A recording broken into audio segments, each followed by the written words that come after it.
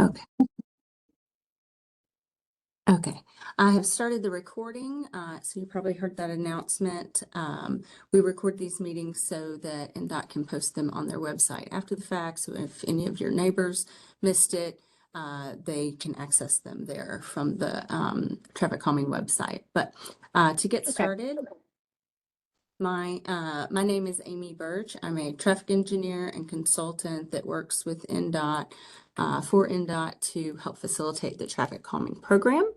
And so we're here to talk specifically about the traffic calming project that's been selected for Bay Cove Trail. We're going to go over some background information as well, but just some housekeeping things. We have a chat box if you would like to, enter any questions or comments in the chat box. I'll be sure to answer those, read those, and as we go along, or feel free to unmute yourself. I think I hear Carla getting on.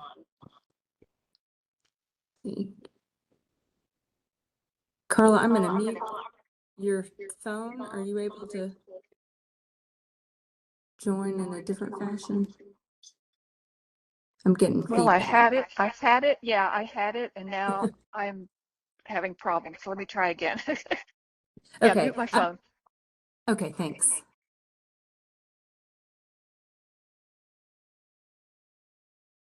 There we go. I think that did it. All right. So feel free to unmute yourselves and ask questions if you have those as we go along. But I'll certainly pause for questions as we get through some of these slides.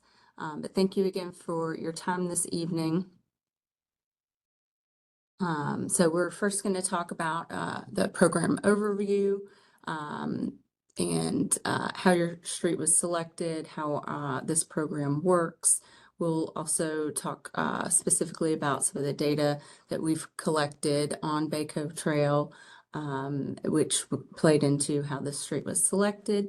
We will talk about our traffic calming toolbox, and we have a preliminary design concept that we'd like to share and get feedback from you all that live on the street. And then we'll discuss the next steps of the project.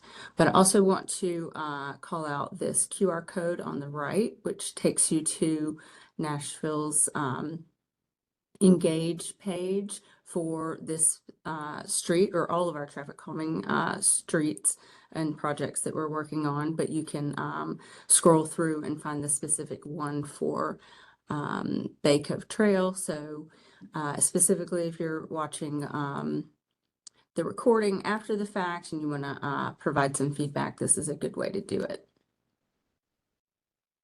So what is traffic calming? This program, we call it the Neighborhood Street Traffic Calming Program, focuses on residential streets. So we're usually applying physical solutions to encourage slower speeds over the length of the residential street, and primarily targeting speed reduction with this program. We always talk about the 3 E's of traffic calming, being education, enforcement, and engineering. Education, we do that through partly through these meetings and other public information that NDOT puts out about speeding and traffic calming and so forth. There's also enforcement that the police department does. And then this program primarily focuses on engineering, the how do we modify a street to encourage slow speeds. And why do we do this? It's a focus that the city has on safety and Vision Zero. And this infographic is just illustrating the correlation between a vehicle speed and a pedestrian's chance of survival. So on the left, we have at 25 miles per hour, a pedestrian has an 89% chance of survival.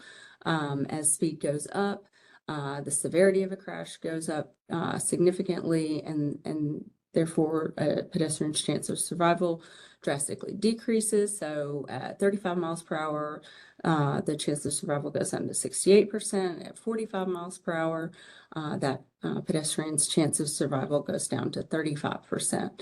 And this is based on national data. So it's clear that speed has a pretty direct correlation to crash severity. But also speed can, another reason to have slower speeds is that a driver's ability to avoid a crash altogether is greatly improved. By driving at a slower speed, you have a longer time to see something in the roadway, react, slow down, stop, avoid the crash altogether. You have a wider cone of vision as you drive at a slower speed than you do at a faster speed, so you can see cars may be entering the roadway or other objects that may be in the roadway as you approach. So we're really, as a city, encouraging slower speeds to improve safety on all of our streets, and especially residential streets, through this program. So this is a application-based program, and it has pretty high demand, meaning that we've got over 600 neighborhood streets that have applied for traffic calming.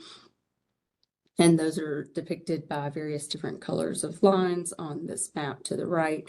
And then based on just the program's pace and funding allocated by council, the program typically selects 25 neighborhood streets about every 6 months. So it ends up being 50 streets that are selected for traffic calming every year. So Bay Cove Trail was one of those streets that was selected actually in the fall. I think this is my first meeting with this group of streets. This street was selected in fall of 2025, so apologize for that error on the slide.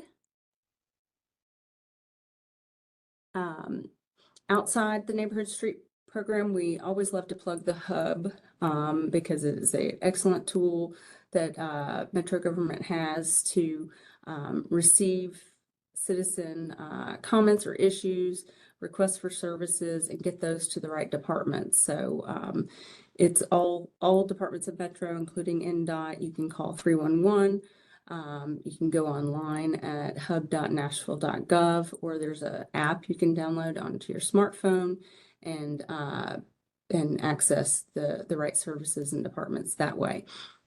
So within NDOT, it's a great way to request signs or get some vegetation trimmed that's maybe blocking visibility at an intersection.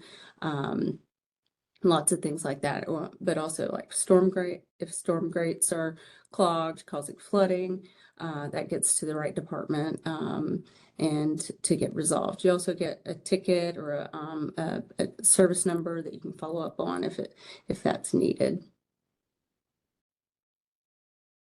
So back to our traffic calming though. Like I said, we have over 600 residential streets that have applied for traffic calming, but we have to narrow that down to those that are demonstrating the greatest need for traffic calming and are eligible for traffic calming.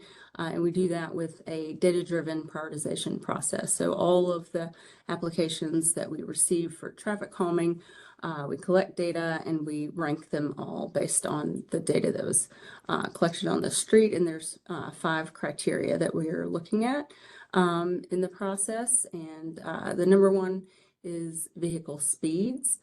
And that's worth 45% of the score. So it's a 100-point score essentially. And we look at the 85th percentile speed over our residential posted speed limit, which is 25 miles per hour. The 85th percentile speed is the speed at which 85% of the vehicles are going that speed or below. Then that means 15% of the traffic is going above that number, and it's just a number that, or a metric that we traffic engineers reference often. So just wanted to explain that part to you. Volume is also part of the criteria we're looking at. It's the daily traffic volume on a street. That's worth 25% of the score.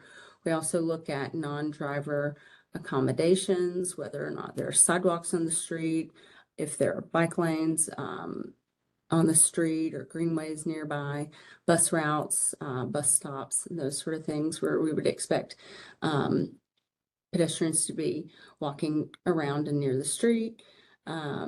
We also, and that's worth 15% of the score. We also are studying and looking at the what we call the vulnerable user injuries and fatalities, which is whether or not there have been pedestrian or cyclist injuries or fatality crashes over the past, or really any crashes involving pedestrians and cyclists over the past 10 years. And that's worth 10% of the score. And then we also look at trip destinations.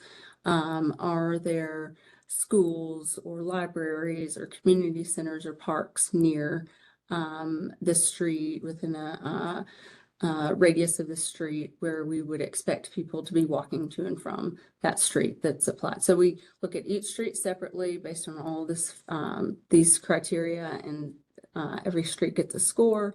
And those that score at the highest, the top 25, are those that are those streets that are selected at that round of selection. So Bay Cove Trail was one of those streets that was selected just about a month or so ago now. And the section of street, Bay Cove Trail, it extends from Morton Mill Road to Rolling River Parkway.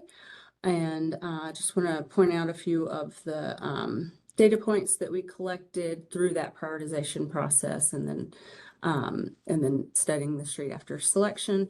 But that 85th percentile speed we measured was 35 miles per hour.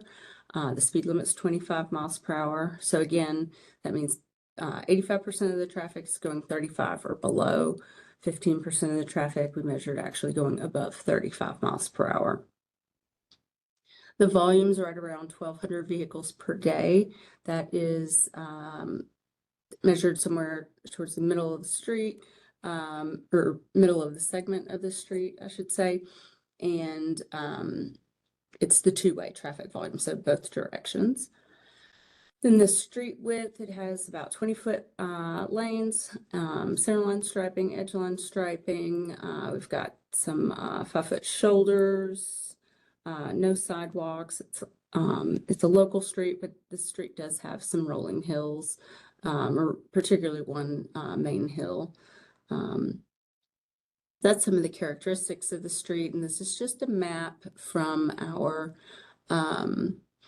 online tracker map, where we map every street that's applied for traffic calming and the status that it is, where it is in the program.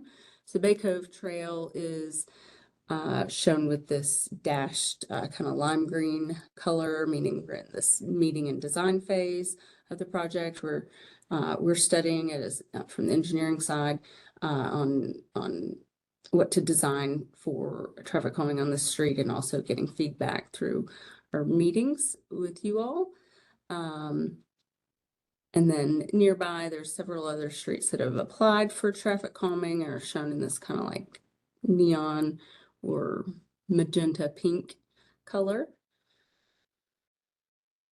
So now I'm going to move on to our toolkit, talk about what we use to get slower speeds or try to achieve slower speeds on residential streets. I'm seeing, before I jump into this, I'm seeing a question in the chat box. So I'll go ahead and answer that because it's related to the data. The question was, how did we measure the 85th percentile speed and volume? No devices present in the last year that we have noticed. And another one on how that was explained. So let me just click back, I guess, just to show the number. But the 85th percentile speed, we use tube equipment. It's installed at the roadway, so it's recording vehicles crossing that point, and it's measuring the direction, the speed, and the volume, the classification of vehicles. So whether it's a passenger car or a pickup truck with a trailer or so forth. And we measure it over a 24-hour period. So it's possible it was installed and you didn't notice it. I believe we collected it this past spring when we did that set of data collection. So it might have been in May of 2025. So I think that answers it. Another question, are you saying that only 15% go the 25-mile-per-hour speed limit? No, I'm not saying that. I am saying that 85% of the traffic we measured going 35 miles per hour or below that. So it could range anywhere between 35 miles per hour to 25 or even less than that. And then 15% of the traffic was measured going above 35 miles per hour. So significantly above the speed limit of 25 miles per hour is 15% of the traffic. So hopefully that answers that. So I'll jump back into our discussion of our speed cushions that we use. So you've probably seen these. We've put them, NDOT has installed these on residential streets, kind of countywide now or citywide now, where traffic calming was requested and selected. It's not the only tool that we use, but it is one that we use probably the most often for a number of reasons, but they are typically well liked by those who live on the street and have requested traffic calming. They are pretty easy to install because they're rubber modular devices, and we can form them into several different configurations like you see in these pictures, and they're drilled into the pavement. So they're also easy to remove if a street needs to be repaved. You know, the contractor can store the materials and then reinstall after the paving is complete. So that's another reason why we NDOT likes these materials. They have markings on them that match or pair with the pavement markings on the street. So if there's a center line and a cushion goes across the center of the road, like you see in the picture on the right, it'll have a center line marking on it. Otherwise, they have white arrows. And so depending on how wide the street is or how wide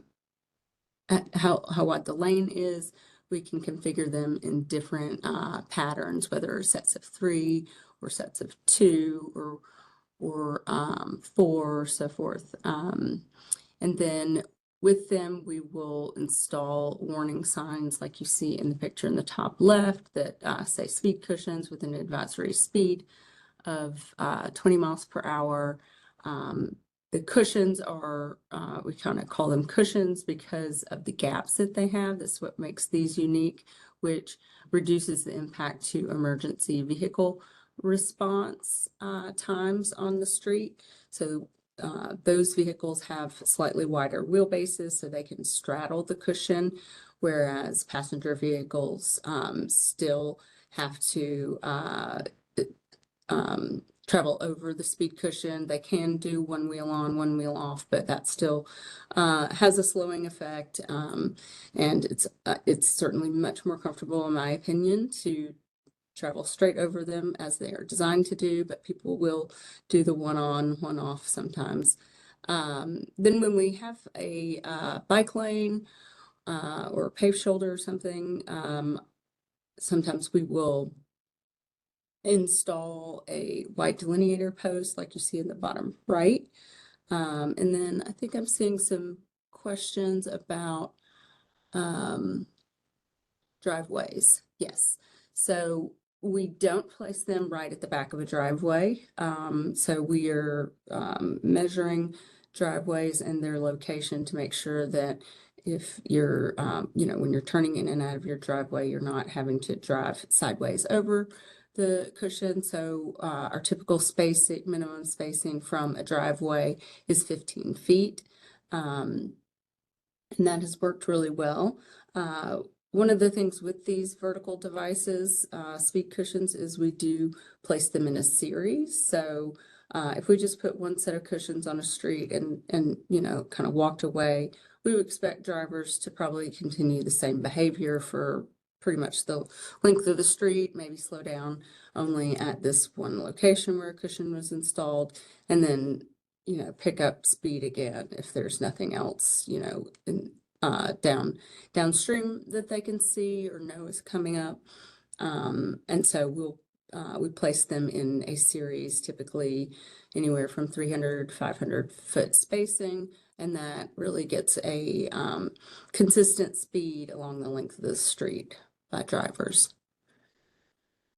Let me see if I can answer any more questions that are here before we move on. I think I talked about the reduced impact to emergency vehicles, snow plows.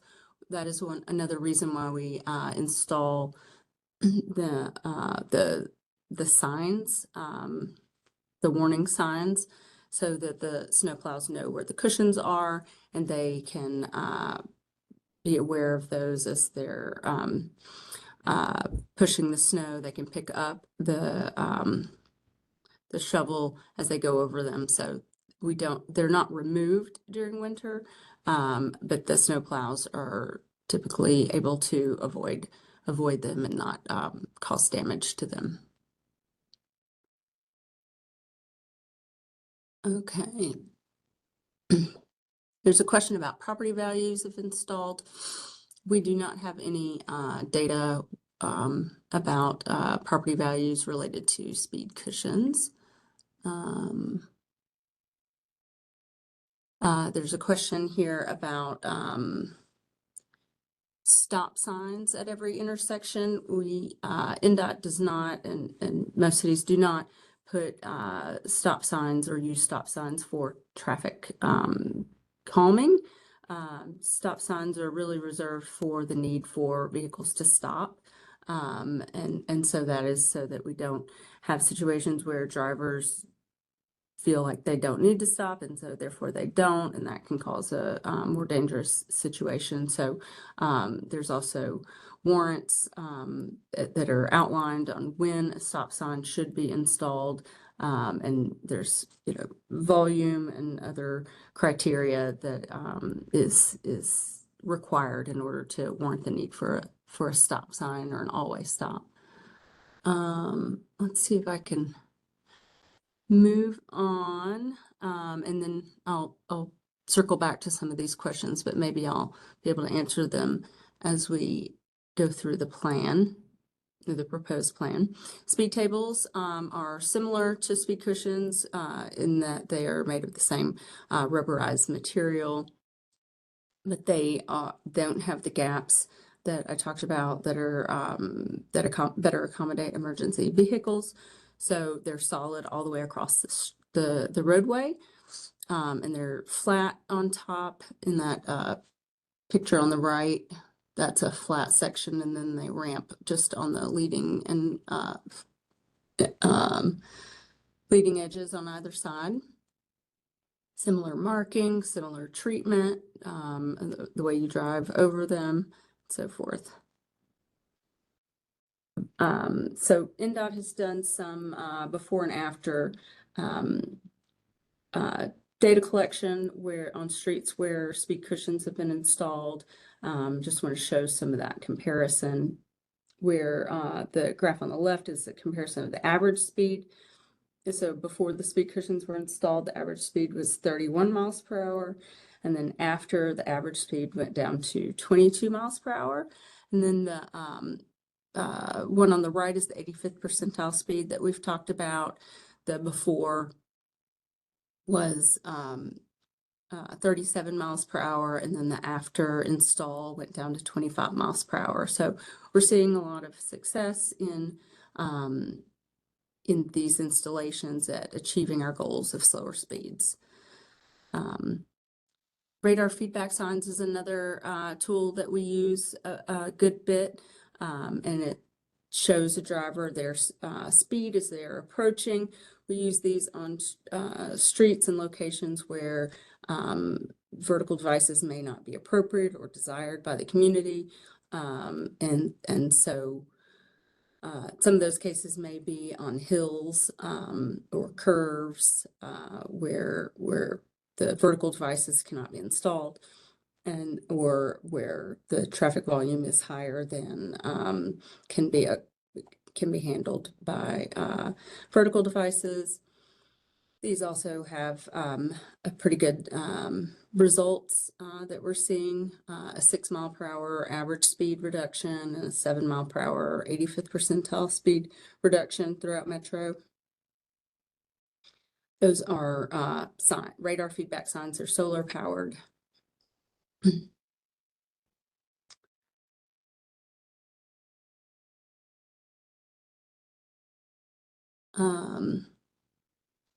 Let's see, narrowing of pavement. This is not really applicable to your street because it already has this type of narrowing, but we do it lots of times. There's streets that have excess pavement width, and we can narrow it and maybe create like a shoulder or something like similar that is already installed on Bay Cove Trail. Bulb outs using paint and striping and white flexible delineator post. These are usually more applicable in more urban setting, and allows us to narrow a really large intersection and reduce crossing distances for pedestrians. It reduces the speed of turning vehicles, and just brings more awareness to the intersection. Chicanes are other pavement marking treatments where we will add some curvature to a straight street through pavement markings, and oftentimes this is done by alternating on-street parking from one side of the street to the other, like back and forth. I think this picture might be of Fairfax Avenue over near Vanderbilt, in Hillsborough Village, where this is installed. It's kind of a unique situation. You have to have really all the right characteristics of a street to make this work.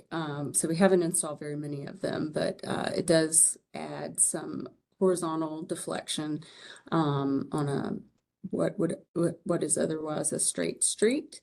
And then traffic circles are intersection treatments where we install a central island in the middle of an intersection. They kind of operate like roundabouts, but on a much smaller scale. They require drivers to slow as they drive through them. Left turn movements are really slow. You go, counterclockwise around the central island, and the main street oftentimes does not have a stop sign on it, but the traffic is slowed because because of the horizontal deflection caused by this island in the middle of the intersection.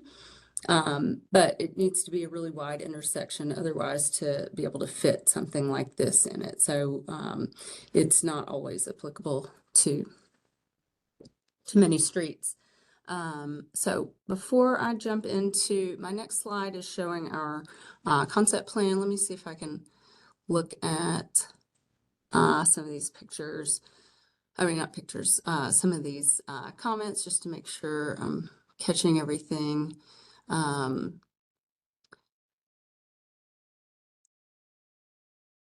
see a question if we've heard that citizens like the speed cushions because your experience is that they do not. I mean, we certainly have found that there are many that like it. And I think that's also kind of evident by so many people requesting traffic calming. But we do have a balloting process, which I will go through in a little bit to talk about how these move forward, these projects move forward or don't. Yes, there is a voting process, and I think I already addressed the four-way stops.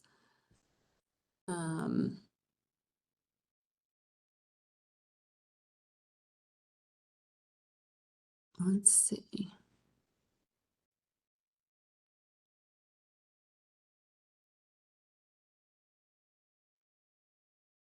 Right, right. I think the question is if there are 1,200 cars on Bay Cove and 15% are above 35 miles per hour, does that mean 200 cars daily have the opportunity to cause high injury? I mean, I think that is about that math.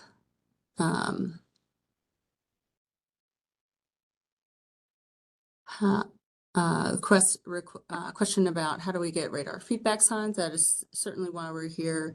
We want to explain the toolbox and then get feedback on from those of you who live on the street, experience the street every day. And is there voting? Yes, there is. We will talk about that shortly. There's a question, are traffic circles an option for Bay Cove? We can look at it. I did do some measurements of, I'm forgetting the streets, the cross streets, but it's the one with the cul-de-sacs on either side. I was looking to see if we had enough width in there to insert a traffic circle. So it's something we can certainly look at in our design. So I think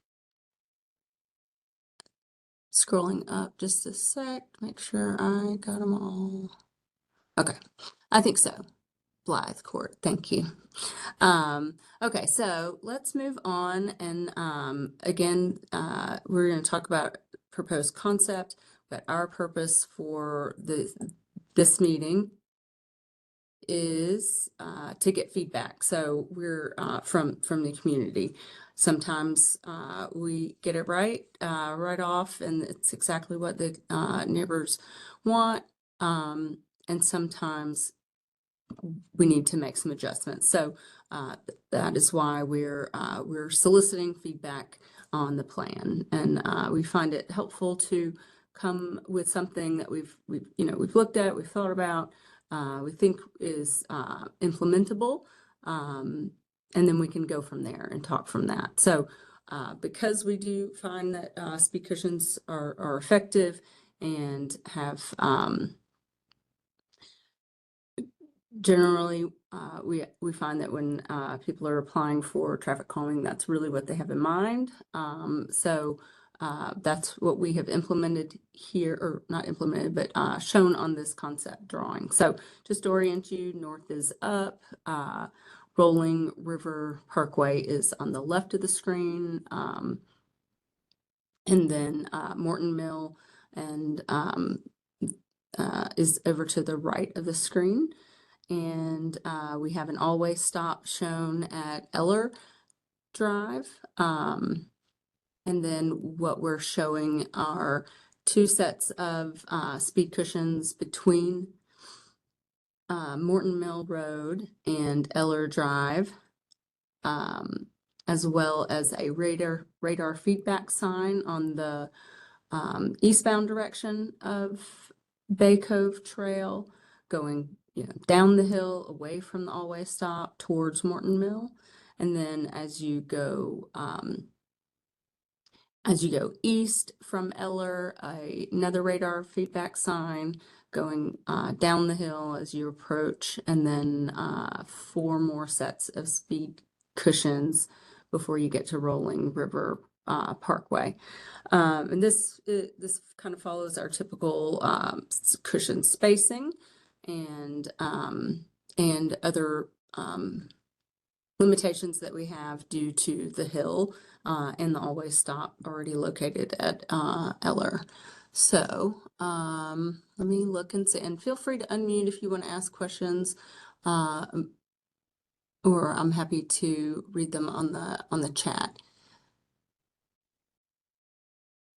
Well, this is a good question. Is the vote going to be for the speed cushions or other methods? For example, the radar feedback sign. So the vote that we do is for we require votes for vertical measures or anything that's installed in the roadway. So it would be if the plan went forward with speed cushions, the vote would be about the speed cushions. However, if it does not pass a vote, we would still come back in and do some type of traffic calming that didn't involve vertical measures or anything installed in the roadway. So it would most likely include radar feedback signs, maybe more than I'm showing here. Or it's certainly possible that, with the feedback, if, it's not desired by the community to do cushions at all, we could just have a plan that showed radar feedback signs. But oftentimes we do have several people that are in favor of the cushions, and want to try for that. Amy, I'm still confused about the vote. So there's Yeah. going to be a vote, and the Yes. vote is simply yes or no, do we want traffic calming? Is that correct? It's yes or no. Do you want the traffic calming plan that's been proposed? So we can't say tonight, I want traffic calming, but I would like some changes made to the plan. That's not what's. Yes. Yes, that's the purpose of this meeting, is for us to hear from you all and tweak the plan or change the plan based on the feedback we get here. So what I see here is 6 cushions and 2 radars and no new stop signs. Is that correct? That's correct. And you're not suggesting or offering a stop sign at Blythe Court to slow people down? No, because we do not use stop signs to slow traffic. We use stop signs to control traffic where it's needed because the volume or some other, visibility issue or something may be causing a need for all traffic to stop. But otherwise, stop signs are not used to slow for You traffic calming.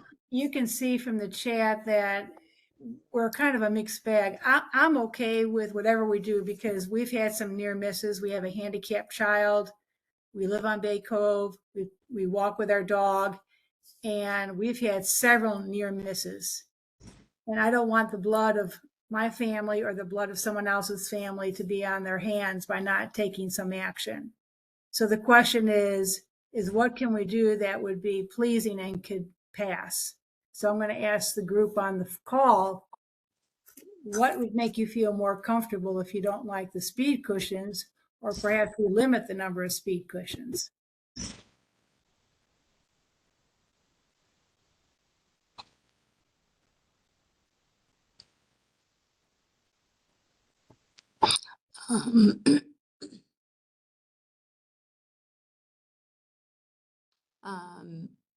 Well, that's exactly why why NDOT has these meetings, so that we can get some feedback. So thanks for posing that question to the group. Again, this is simply draft form concept for discussion purposes, so we can get feedback. I'm hearing that maybe a traffic circle at Blythe Court might be something that people would be interested in. We would, on our end, need to do that field work and measurements to determine if that would could be engineered and designed and would work. If the intersection is large enough to hold a central island, which would cause people to slow down as they travel through that intersection. I'm seeing in the chat that radar feedback signs seem to be liked. Let's see. So everyone wants that stop sign at Blythe, but you're saying that's not. Right. I will, check to make sure there's nothing that would cause that, but there's not enough volume on Blythe Court to warrant the need for a stop sign. And so, I see what you're saying. That's why there's one at Eller, but there's not one. I get yeah, it. and the Eller one could be a little bit more of a issue. That hill is much steeper, so being able to see the other side of the intersection uh, could have another reason why that one was considered and installed.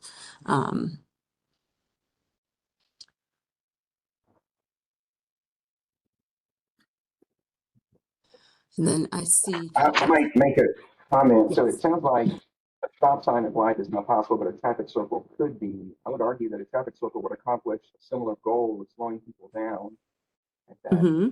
station without having to use speed cushions. Can you remind us, you said the radar slowed traffic on average 67 miles an hour. Do you have that data for speed cushions or a traffic circle?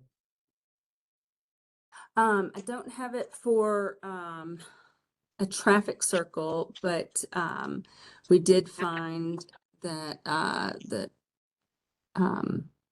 85th percentile speed for where a street where speed cushions were installed went from 37 miles per hour on average to 25 miles per hour on average for, I think it was 6 streets that were studied. So I think that's comparable to what you were asking about. I put a comment a minute or two ago, Amy, about the intersection of Rolling River and Bay Cove Trail. And while Mhm. there's no stop sign for traffic from Rolling River onto Bay Cove, it is a blind curve. Cars are going around that, unable to see what's on Bay Cove. And I was out walking my dog, and we just about got hit because we couldn't see what was coming down Rolling River. Our contention is that that's a dangerous intersection, and there may be a need for a stop sign at Rolling River and Bay Cove simply to slow down the traffic. Otherwise, as I said, it's a blind curve, and you can't see what's on the other street, and they can't see us either. They don't So even it's slow dangerous. down. Yeah, No. they don't even slow down. They're running So- 15 to 20 miles an hour around that curve, and we were just fairly close to the intersection, and there they were. So are you saying traffic going north on Rolling River, then turning right on Bay Cove Trail? Typically in the morning, lots of cars are coming down Rolling River and turning onto Bay Cove. They're basically going eastward. They're going to work in the morning. Yep. And, Yeah. and they're running right through there because it's a curve at 15, maybe 20 miles an hour. And in our case, we were just too close to the intersection, but not aware of what was there. And we're out in the middle, and here comes this car popping around the corner. And you can see from the chat, that is a serious issue. That's just a fatality waiting to happen. Mm-hmm. Our contention, having talked to a number of people, is that it really needs a stop sign for the Rolling River traffic before they go on to Bay Cove. That's our opinion. Well, we can look at it. But like I said, I don't know that the volume of traffic warrants that. And But then why is there a stop sign the other way? That doesn't triangulate with the thought process of the stop sign. right. It's an interesting intersection because Rolling River kind of terminates to the north. It doesn't go through. And so that's really, if you're driving on Rolling River, pretty much your only place you're going is to turn onto Bay Cove Trail. And they can't see around that curve. It is a dangerous intersection. So what we'll do is we'll look at that, what you're saying, and see if there's some other type of treatment that we'll look at the crash data specifically for that intersection, but there may be some pavement markings or changes or median island or something like that that could go with that intersection to keep drivers from making the turn so quickly. We can also do the I'm going to go back, the bulb out treatments. It might look different than this, but something that tightens the radius of the intersection and pulls it out so that drivers don't, make a sweeping move, maybe like what you're seeing today. That it's a tighter turn, so it becomes a slower turn. Most come around at 15 miles an hour or so, and then they step on the accelerator and take off, Amy. And we've seen that warning time and again. So Sure. And that's why we kind of place cushions typically somewhere around 200 feet away from stop signs so that they almost never get back up to that speed. But so it sounds like that's a place where we need to do more thinking on if there's anything else we can do to slow down those turns. So thank you for that input. maybe a sign near that location that would indicate the speed, one of the electronic speed, says 25 and catches them as they're accelerating. Because you don't have a radar. What is that called? Radar. I forgot what that was called. Radar feedback sign. Right. Right. You only have two, and they're between Brenner and Morton Mill, with none between Brenner and Rolling River. Yeah, and that is specific to this plan because we don't usually put them where we have the cushions, because the cushions are doing the job, because they physically require people to slow down. But we couldn't put in this concept. We couldn't put cushions on the downslopes off of going away from Eller. Because the grade is too steep for cushions. So that's why we'd only put them there. But in a scenario where we don't have cushions on the rest of Baco Trail, or we have fewer, we could certainly do more radar feedback signs instead.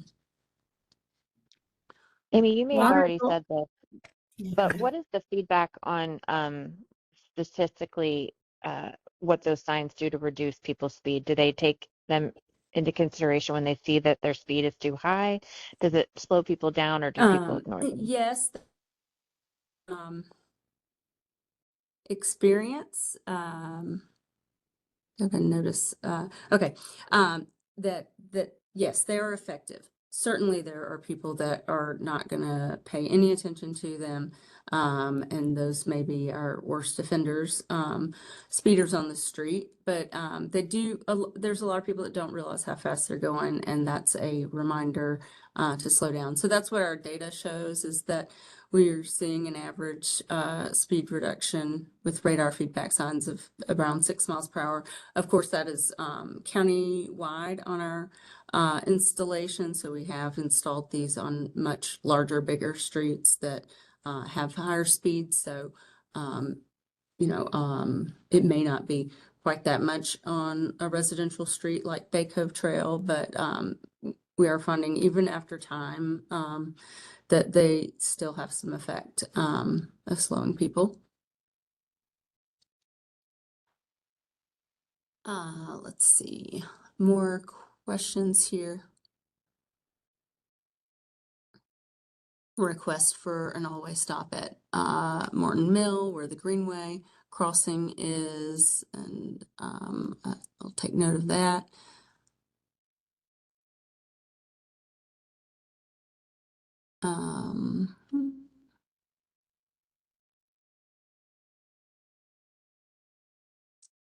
Comment about Morton Mill being a speedway, and issues there. So thanks for that comment.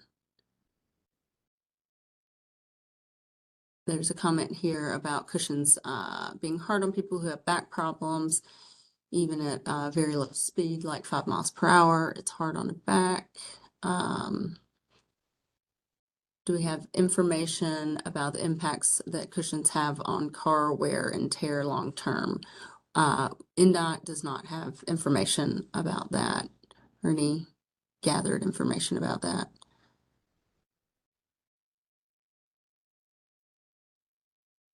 How do we claim that stop signs don't slow people down? Yeah, we have to, with the always stops, we have to adhere to the national guidance about when they can and cannot be installed. And there is information out there that if we overuse stop signs where people as they're driving find that it's a waste, it's unnecessary for them to stop, they maybe won't stop, and that becomes an issue. I just wanted to give an anecdotal comment about an earlier question about property values. And that is that I'm a birder. I frequently go to Radnor Lake and drive Otter Creek, houses that are $2, $3, $4, $10 million. Otter Creek has cushions on it. I don't think it was a determinant in terms of housing values, but that's just my 2 cents.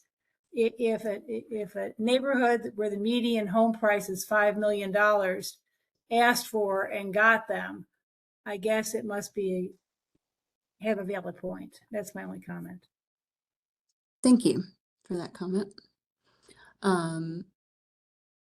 Let's see. So we may need to decide where we want to go from here, but let me talk more about the next steps of the program, and then we can circle back in a couple of minutes to the plan and see how we think we should modify it. But I think it might be helpful for everyone to understand what the next steps are in the program flow, and then decide how we want to update or change the plan. So here I'm just showing a flow chart of how our program goes. I already mentioned earlier that it's an application-based program, so residents apply for traffic calming, and then 2 times a year we review those applications. And let me say that those that don't get selected, right when they're applied for, doesn't mean that they're never selected. They stay in our list of streets and may get selected a round or 2 later. But we take all those streets, so 600 streets we're looking at, and we go through that prioritization process and data collection and so forth, and select 25 streets essentially. And then we work through the neighborhood meetings where we're showing our concept plan, getting some feedback, tell you about the next steps in the program. And then from there, we'll go into the design phase of this, and we'll put together a more detailed design. We do a field review. We're measuring things on the street to exactly place where a cushion would go or a sign goes, or the dimensions of a traffic circle and so forth. And then from there, typically it goes into the voting period, the online ballot. And I have specific slides about the ballot that I'll talk about next. But it is a 6-week window for voting. If 66% of the votes are favorable for the plan, then that plan moves forward into the construction period, or construction queue, which is about 8 to 10 months.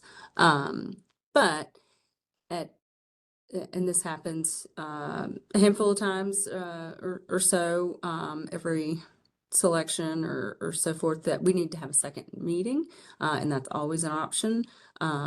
If, like in this case, we may need some edits to the plan or the concept that's been prepared by us in advance of the meeting. If we need to change that, if, we're needing more discussion and feedback from the community, We will leave this meeting, still put together a design plan based on what we've discussed and the feedback we've received, and then have another meeting so that we can share that before moving into the balloting phase. So that may be something that we need to consider for, in this case, for Bay Cove Trail. So the balloting, it is a postcard that's mailed out. It has a unique ID on each postcard. So that makes sure that we don't have duplicate votes. We're able to screen those out. Voting is open for 6 weeks. And the date that the voting closes is on the mailing postcard. So when you receive that in the mail, you know when it's ends, but go ahead and vote right then, because you don't want to lose your postcard or forget to do it, because 6 weeks sounds like a long time, but it really passes pretty quick. And then so respondents, you can vote yes or no on the plan. And from the link that you use to vote, there's a link that will take you to the plan that will also be posted online. So when you get the postcard, you can review the plan. Or anyone who's not been participating thus far can see what they're voting on, yes or no. And then if 66% of the respondents vote yes, then the project moves forward as it's been laid out in the design. If we don't receive 66% of the respondents as yes votes, then we would put together a secondary plan that would not involve any vertical measures on it, or any vertical measures on it, and then move forward with getting that installed. I do want to mention on the postcard, it is an online ballot using a QR code, or the web address is also on the card. And there's a phone number on there if there's problems with voting, or you need to reach NDOT's project manager. That information, there's a phone number. You may need to leave a message and get a call back. But if there's anyone that has trouble doing that online, we want to make sure everyone's able to vote. Or if you don't receive a postcard, but you think you should have, please reach out. We want to make sure that everyone has that opportunity to vote when the time comes. So the ballot zone, I want to talk about who's eligible for voting. It's residential properties, churches, and schools get 1 vote. So it's the postcards are mailed to the property owners. So if the owner is in Florida, then that's where the postcard gets mailed to, and it's what's listed on Metro's property maps. So it's only properties that have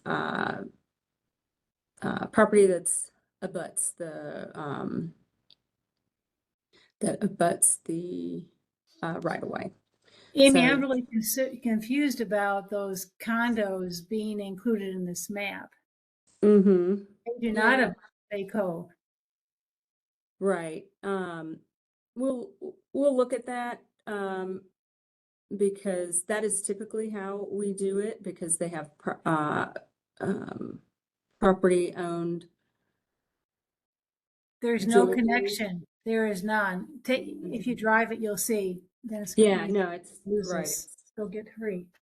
Right. So we'll confirm that and remove them. Leave the plugs in. as That's needed. fine.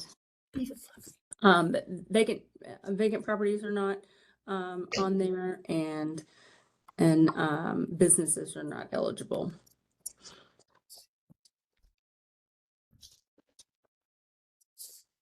I'm just curious, is anyone on this call that is in those condos?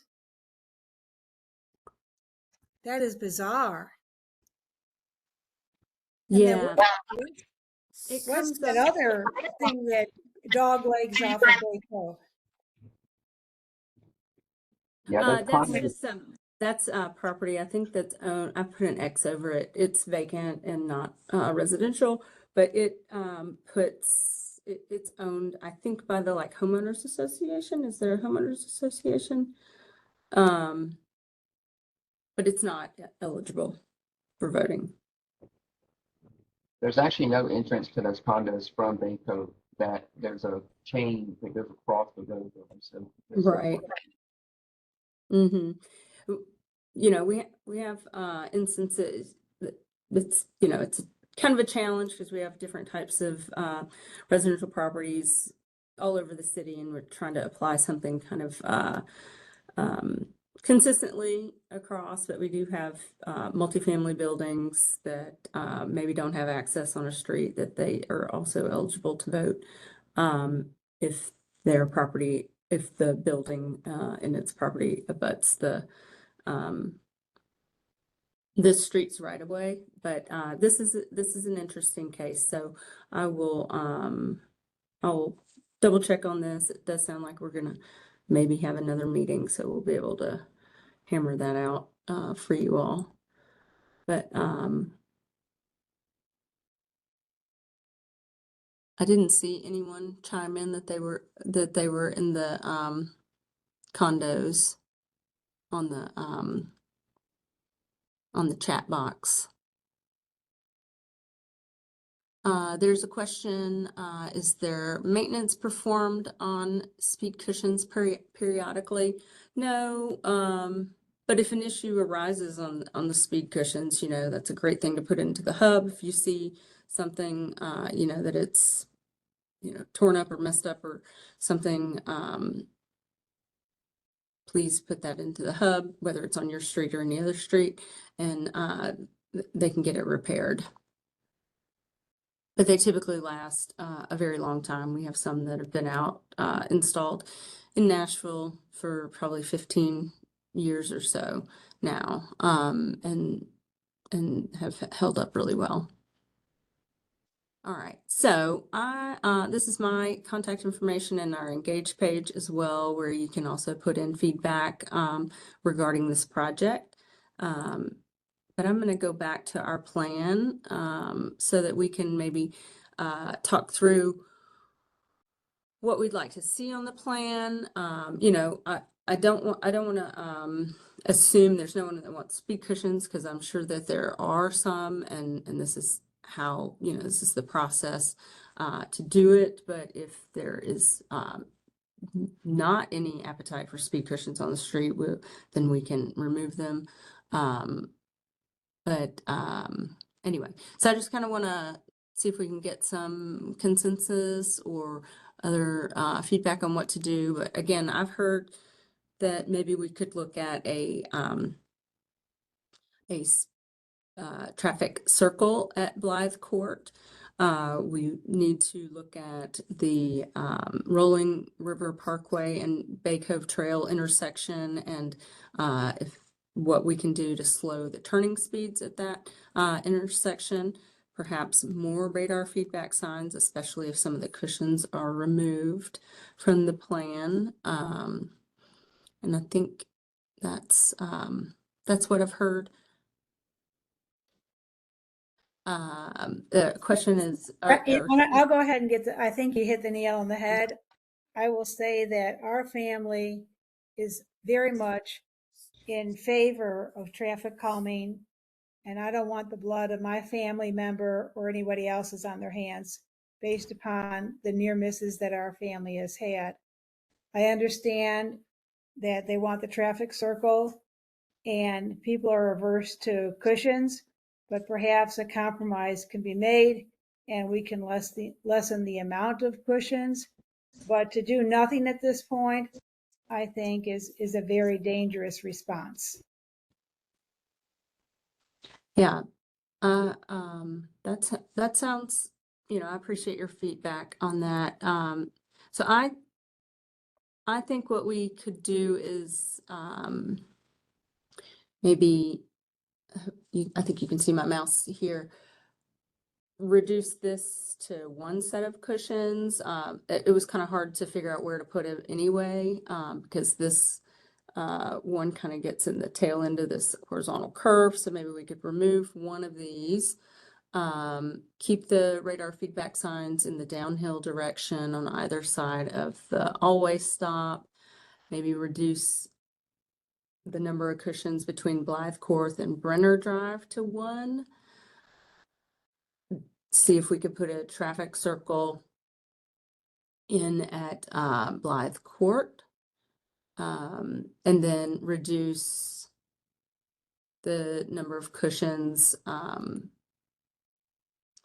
between Blythe Court and Rolling River Parkway to 1, and then incorporate another set of radar feedback signs in this section. And then, as well as I talked about, some kind of treatment, if we can, at this intersection for the turning movements to slow those down. For those that are against speed cushions, how does a plan like that appeal to you? Is it, I see in the chat that there's some folks that are vehemently against the cushions, but there's definitely a need. Out of 600 streets, this hit hit all the buttons for a need, and as a family, we believe that as well.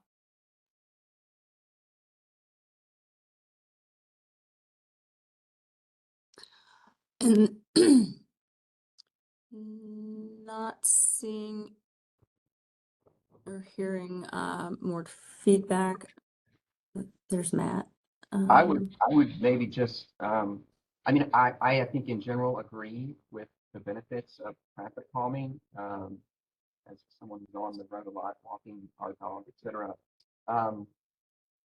I would maybe just propose an idea, because I think getting something done is better than nothing done. And if there is a lot of disinterest in cushions, I would maybe propose an idea for radar, the radar Feedback signs. along with a traffic circle at Blythe Court. I think if you put one between a radar between Blythe and Rolling River, another radar maybe between Eller and Blythe, and then a traffic circle at Blythe, that might be maybe a middle of the road approach.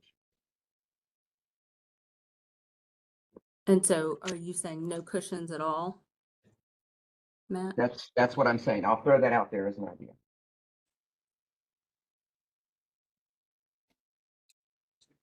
I walk this street most mornings from my house down to Rolling River and so forth, and cars just in the morning, 7 a.m., 7:30, are just racing up the hill, up Bay Cove Trail. And so cushions and or recording devices would help, because that first part of Bay Cove from Rolling River, it's just uphill. They can see ahead, and off they go, off to the races.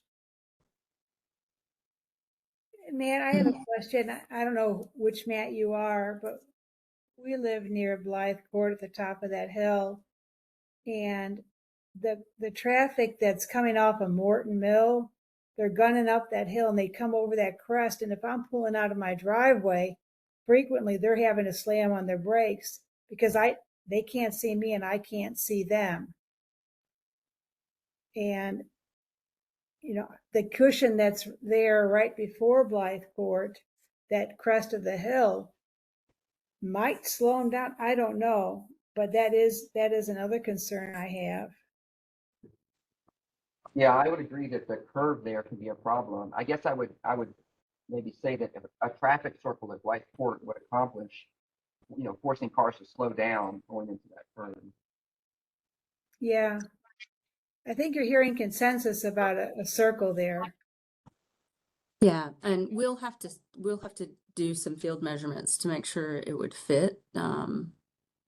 So I don't want to say definitely that. We have to have kind of all the right geometrics to get a traffic circle to work, but it does look kind of like a wide radius intersection, so it may would fit. And then the other thing you heard from Matt was having another radar device.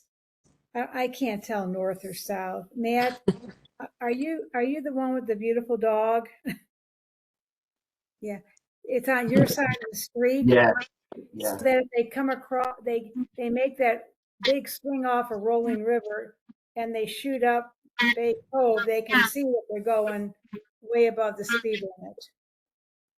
Yeah, we're on the straight section of Bay Cove. So I think, I think a slowdown at Blythe would be helpful, and a radar on the straight section of Bay Cove on that western end. Yeah, there you go. Okay. Um, okay. So, do we think we would like to have a second meeting to kind of see this on a plan a little more clearly before we move into the voting period? Yes. Yes? Okay. I say yes as well. Okay. Great. Great. So I'm going to take this feedback and this information and do our site visits and measurements and a detailed design plan. I mean, it shows like, it'll be several sheets of paper essentially, and we'll show the house numbers and, you can see where the driveways are relative to the cushions and so forth. And we measure out and specify how close the cushion is to driveways and all that. But I'm hearing mostly no cushions. So it's the same with the signs. And then we'll have details about a traffic circle if that is if we find that that's a possibility, we can look at some other intersections, but I think that's the only four-legged intersection on the street. I have two follow-up questions. The first one is, let's just say we have our second meeting, which per your flow chart was part of the plan. And we would like to see further alterations. Is that possible, or are they only allowing? Yeah. Okay. No, it's possible. I've had 3 meetings with a street before. It just, it adds more time and from, selection of your street to actually getting it installed. But our goal is to come up with a plan that is effective, but also meets the needs and desires of those that are going to be living on the street and driving on the street every day because you live there.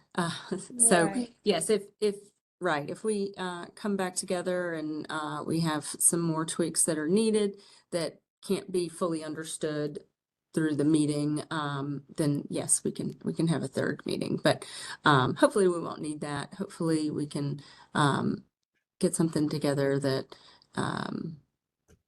is palatable and effective. And my second question was, let's just say the plan is implemented, we vote on it, it gets implemented, and we say, you know what, we wish we would have had those cushions. Can we ever go back to the city and say, hey, can we get it augmented? What happens? Yeah, so no, it would be a need to reapply for the program and then get selected again No, that's not, and that won't happen. Right. So we do find that it's if the speed cushions are desired, this is the time to do those. Yeah. And then there's been some further discussion in the chat. You may want to take a look at that feedback about suggestions. Yeah, I'm seeing in the chat some suggestion for 3 sets of cushions, a circle, and some radar feedback signs sounds good, and some concurrences on that. So, yeah, I think we will take this feedback, we will adjust it, and see if that makes sense to maybe use them sparingly, combined with some of our other tools that might work. We need to measure the exact grade on those hills too. That does provide some limitations. I measured them on Google, and it seemed okay in the areas where I had shown them, but we need to measure that. in the field when we do that detailed design. So I think that is a good path forward, is to plan on kind of doing a triage of things, a little bit of everything, if you will, and taking into consideration the topography and the sightlines and such. We may end up presenting a plan that shows a few sets of speed cushions, certainly less than what we've shown, increasing the number of radar feedback signs, and then if we can, put in a traffic circle. So I think that's what we should go with, and then but we will do another meeting and present that to you all, and have the ability to edit it from there, and then let the vote happen. Thank you so much. I don't know, I can't speak for everyone, but we appreciate your thoughtfulness and your clarity and efficiently explaining everything. Thank you. You are welcome. Thank you all for your participation, and look for another postcard for another meeting, probably in about 2 months. Then we'll have that meeting and go from there. I did see a question at some point about construction. It's typically about 8 to 10 months after the ballot closes. Thank you all.